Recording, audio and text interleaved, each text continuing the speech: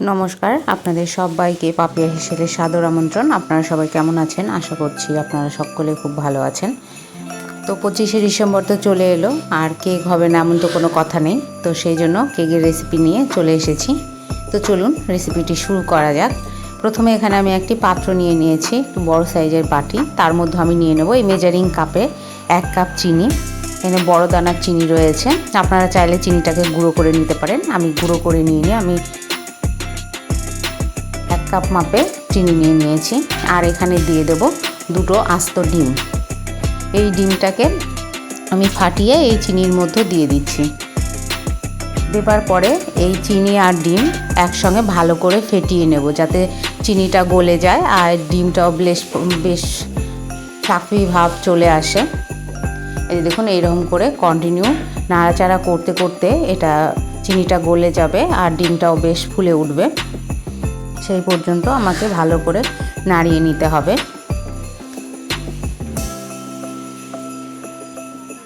এই যে দেখুন, চিনিটা গলে গেছে আর ডিমটাও ফ্লাফি হয়ে গেছে। এইবারে আমি এর মধ্যে দিয়ে দেব যেই মেজারিং কাপে আমি চিনি নিয়েছিলাম, সেই মেজারিং কাপে 1/2 কাপ রিফাইন তেল বা সাদা তেল, আপনারা যে কোনো তেল ইউজ করতে পারেন। তো আমি তেলটাকে দিয়ে দিলাম, দিয়ে আর একটুখানি নাড়াচাড়া করিয়ে নেব, যাতে সমস্ত উপকরণ একে অপরের সঙ্গে মিশে যায়। এরপরে আমি এখানে দিয়ে দেব একটি কমলালেবু নিয়েছি, সেই কমলালেবুর জেসটাকে আমি এখানে ঘষে দিয়ে দিচ্ছি। এটা আমি কমলালেবু ফ্লেভারে বানাচ্ছি, আপনারা চাইলে যে কোনো ফ্লেভারে বানাতে পারেন।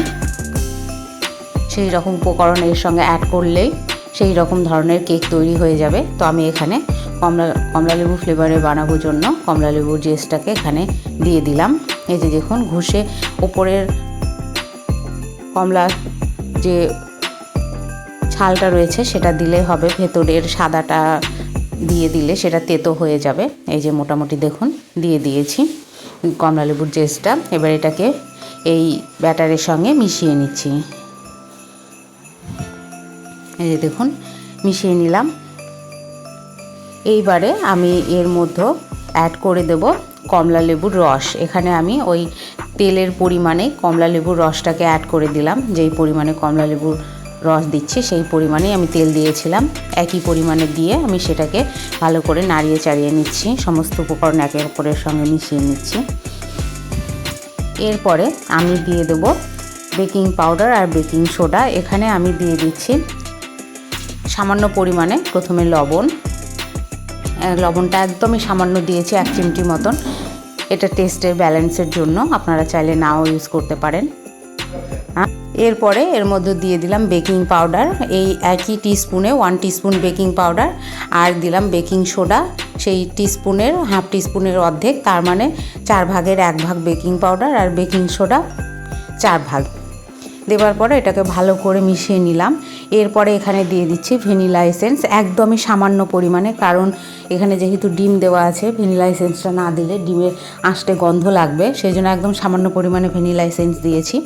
আর এখানে সেই মেজারিং কাপের 1.5 কাপ আমি এখানে ময়দা নিয়ে নিয়েছি। ময়দাটাকে এর ভেতরে দিয়ে আমি ভালো করে মিশিয়ে নেব। দেখুন, নাড়াচাড়া করতে করতে এটা মিশে যাবে। আর স্পুনটা ঠিক একই সাইডে ঘোরাবেন, না হলে যে ফ্লাফিনেসটা আছে সেটা চলে যাবে। এই যে দেখুন, আমার ব্যাটারটা একদম রেডি হয়ে গেছে। আপনারা চাইলে এর সঙ্গে অনেক রকম ড্রাই ফ্রুট ইউজ করতে পারেন, তবে আমি যেহেতু কমলালেবু ফ্লেভারে বানাচ্ছি সেহেতু কোনো ড্রাই ফ্রুটস আমি এখানে দেবো না। আর এখানে একটি পাত্র নিয়ে নিয়েছি, যে এইরকম পাত্রে আমি বসাবো। সেই পাত্রটাকে আমি প্রথমে তেল দিয়ে ব্রাশ করে নিয়েছি, রিফাইন তেল দিয়ে নিয়েছি। আপনারা চাইলে এখানে বাটার পেপার কিংবা বাটারও দিতে পারেন, দিয়ে এটা ব্রাশ করে নিতে পারেন। আমি নর্মাল তেল দিয়ে ব্রাশ করে নেওয়ার পরে আমি এখানে উপর থেকে ময়দা ছিটিয়ে নিয়েছি। নিয়ে এই কেকের ব্যাটারটাকে এই বাটির ভেতরে ঢেলে নিয়ে আমি ভালো করে ট্যাপ করে নিলাম, যাতে কোনো হাওয়া না থাকে। এরপরে আমি কড়াইয়ের মধ্যে দিয়ে দিচ্ছি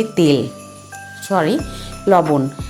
দেওয়ার পরে চারিদিকে মিলিয়ে দিয়ে আমি এখানে গ্যাস বার্নারের একটি বার্নার নিয়ে নিয়েছি, সেটাকে উল্টো করে দিয়ে আমি বাটিটাকে সেই রকম করে বসিয়ে দিলাম। দিয়ে ওপর থেকে একটি ঢাকনা চাপা দিয়ে দেব। এই দেখুন, ঢাকনা চাপা দিয়ে দিচ্ছি। উপর থেকে ঢাকনা চাপা দিয়ে দিলেই মোটামুটি 30 মিনিটের জন্য ছেড়ে দিলে লো ফ্লেমে একদম কেক রেডি হয়ে যাবে। এই যে দেখুন আমি ফোক ঢুকিয়ে দেখছি, একদম ক্লিনভাবে বেরিয়ে গেল, তার মানে আমার কেক একদম রেডি হয়ে গেছে। আজকের রেসিপি আপনাদের কেমন লাগলো অবশ্যই কমেন্টের মাধ্যমে জানাবেন, লাইক করবেন, শেয়ার করবেন বন্ধুবান্ধব আত্মীয়দের মাঝে, আর সাবস্ক্রাইব করে অবশ্যই আমার পাশে থাকবেন। এই যে দেখুন কেকটাকে কাটিং করছি, কত স্মুথলি কেটে যাচ্ছে আর দারুণ স্পঞ্জি হয়েছিল।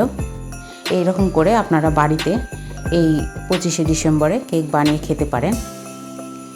এই যে দেখুন দারুণ নরম হয়েছিল আর খেতেও দুর্দান্ত হয়েছিল। আজকের রেসিপি আপনাদের কেমন লাগলো অবশ্যই জানাতে ভুলবেন না। সম্পূর্ণ ভিডিও দেখবার জন্য ধন্যবাদ।